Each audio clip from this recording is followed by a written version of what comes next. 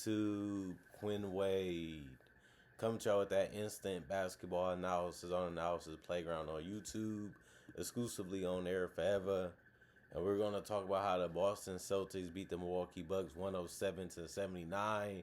Yeah, the Bucks couldn't even get 80 points against the Celtics. The Celtics go to 31-18 and 16-8 at home. The Bucks go to 18-29 and 9-17 on the road. The game started off 26-26 by the end of it. That's a good first quarter for the Bucks and a decent one for the Celtics. But we knew the Celtics can play a lot better. We didn't know so much that the Bucks could too. And then the second quarter happened. And the Celtics outscored them 30-16. And then in the third quarter, 22-19, the Celtics outscored them. And then they outscored them again, 29-18 in the fourth quarter. I won't go through this one quick since it was a real bad game for the Bucks and a decent one for the Celtics. Bobby Portis, 37 minutes, 8 points, 4 of 13 from the field. He was 0 of 2 from 3. He did have 12 boards. He came close to a double-double, but didn't get it. He also had 3 assists, 3 turnovers, and a steal, 3 offensive rebounds, 2 personal fouls, and a minus 13 and plus minus. He tried the mid-range. He tried the hook shots and stuff like that. Obviously, it worked sometimes. Sometimes it didn't. They needed somebody to really come in and have a big night. We didn't really get enough people from the Bucks to be able to do that, and that's how they ended up getting blown out. You know, the players that they needed to rely on had okay games at best. Really help you win against much teams or many teams in the NBA because Kyle Kuzma, he played 34 minutes, had 16 points. He went 5 of 13 from the field and 2 of 4 from 3. Although I did like his shot selection and the fact that he did get to the free throw line and went 4 or 6 from the free throw line, that's about where he's going to give you. So I don't really know what you expected from him. And he had 5 rebounds, 2 assists, 1 turnover, and a steal. He had 1 offensive rebound, 1 personal foul, was a minus 1 and plus minus. Miles Turner had some big games the last couple of days, but not so much in this one. 26 minutes, 7 points. He went 2 of 8 from the field, 1 of 4 from 3, and 2 of 2 from the free throw line. He did have 4 rebounds, 1 assist, 2 turnovers, and 2 steals. 1 offensive board, 2 personal fouls, and was a minus 21 and plus minus. The problem wasn't the shots he was taking, it's just the fact that he couldn't make them anyway. Even if they was open, even if they was good looks, he just couldn't put them down in this one. And on top of that, you needed more out of this team defensively if they wasn't going to score, and they just didn't get that either because A.J. Green played 29 minutes. He only had 3 points. He went 1 of 5 from the field, which was all 3-pointers anyway. He only made 1 of them. That doesn't help. 2 rebounds, 1 assist, no turnovers, 1 personal foul, and a minus 27. And plus minus, a guy that had the biggest night was Ryan Rollins. He played 36 minutes, had 25 points. He was efficient. 10 of 16 from the field, 3 or 4 from 3, even though some of the shots was hard and some of them was tough. He had it going regardless. He also went 2 or 4 from the free throw line and had 6 rebounds and 7 assists. The 7 assists ended up being the most on the team. He also had 3 turnovers and a steal, 2 offensive boards, 2 personal fouls, and was a minus 15 and plus minus. And he's a guy that can have games like this where you look at it and say, if he can shoot and he can drive and he can find his teammates, he's going to be a really good player in the league, even if he's a starter, even if he comes off the bench. So if he keeps it up, he can be a 10-plus year player in the league. We'll see what happens, though. The Nats's Antetokounmpo, 3 minutes. He had 2 boards, no turnovers. 1 of his boards was offensive, no personal fouls, was a 0 and plus minus.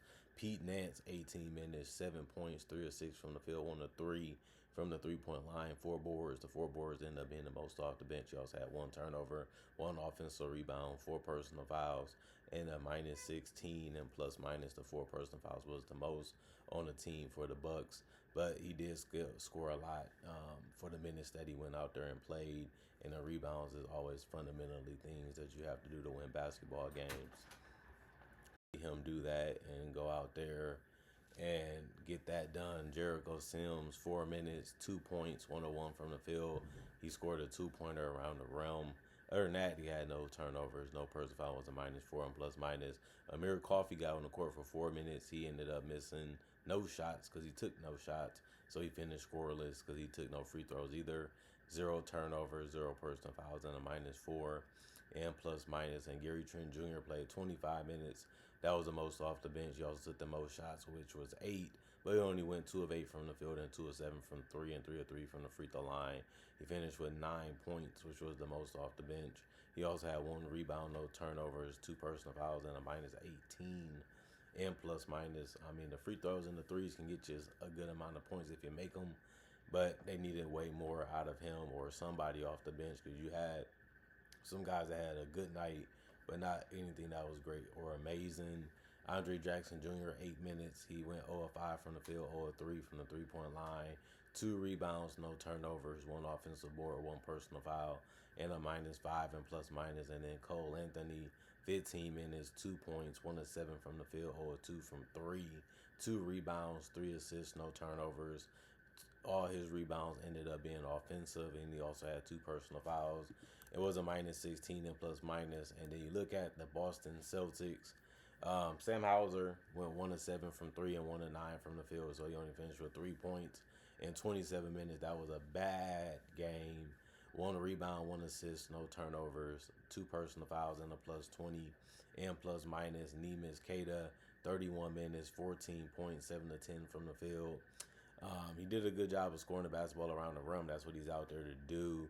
If you don't pay attention to him, he can hurt you, even with the boards, because he had 3 offensive, 8 total, 4 assists, 2 turnovers, and a block, 4 personal fouls, and was a +17 and plus minus.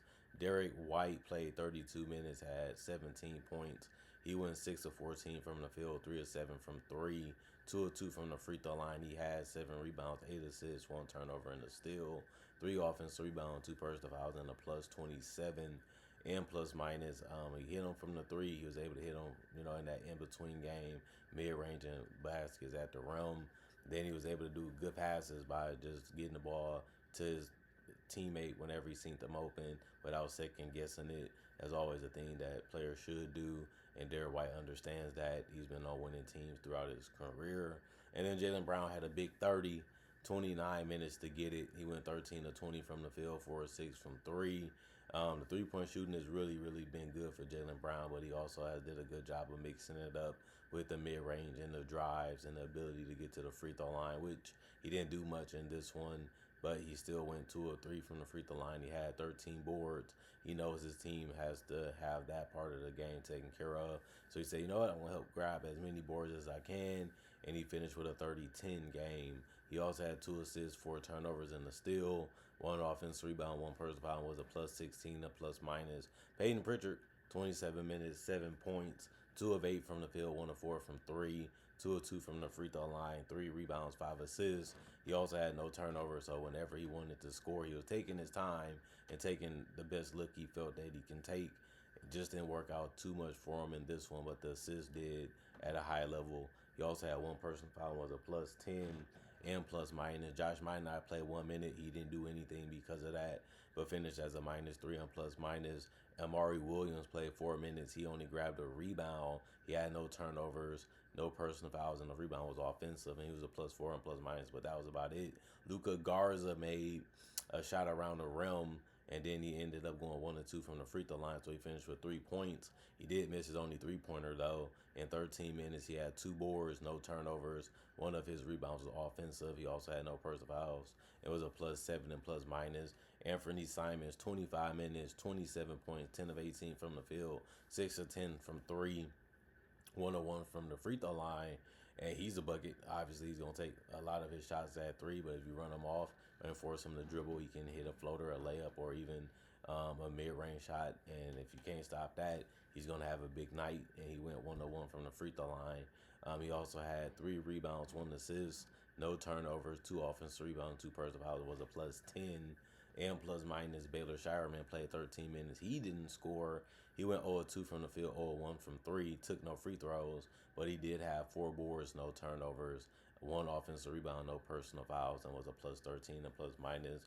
Jordan Walsh, 20 minutes, 6 points, 2 of 6 from the field, 0 of 3 from the three-point line, 2 of 3 from the free throw line, 5 rebounds, 1 assist. 1 turnover, 3 assists, 1 block, 3 personal fouls, 5 offensive boards, and a +8 and plus minus.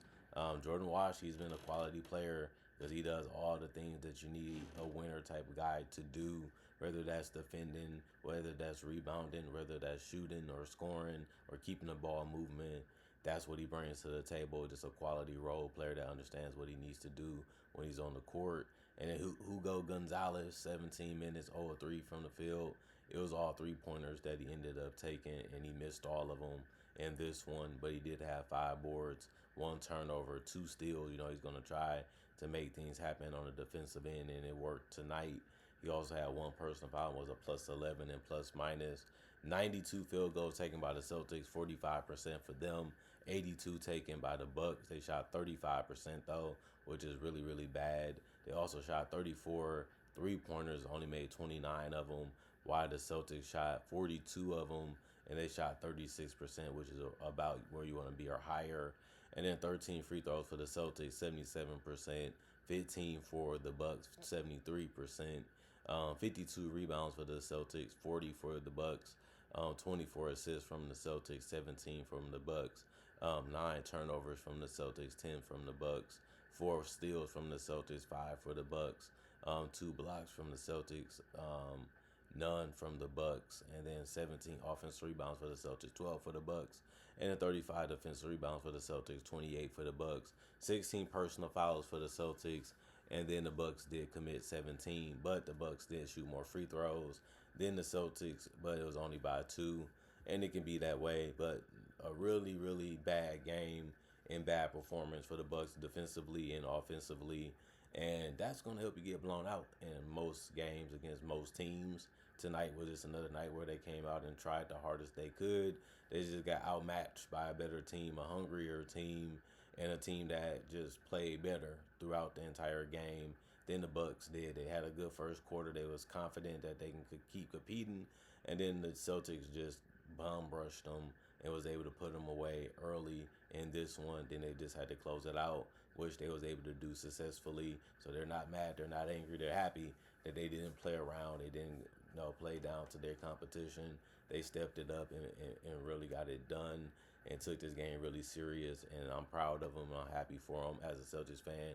Every win matters. Everything counts, especially when we're trying to be number 2 in the East by the end of the season. These are the type of wins that you need to get and you're supposed to get. And I'm just glad that we got it done. Comment, like, subscribe, share. Hit that notification bell to get that analysis when it first come out. Y'all stay blessed up. Y'all stay good. Peace. And I'll see y'all later today, hopefully with more analysis.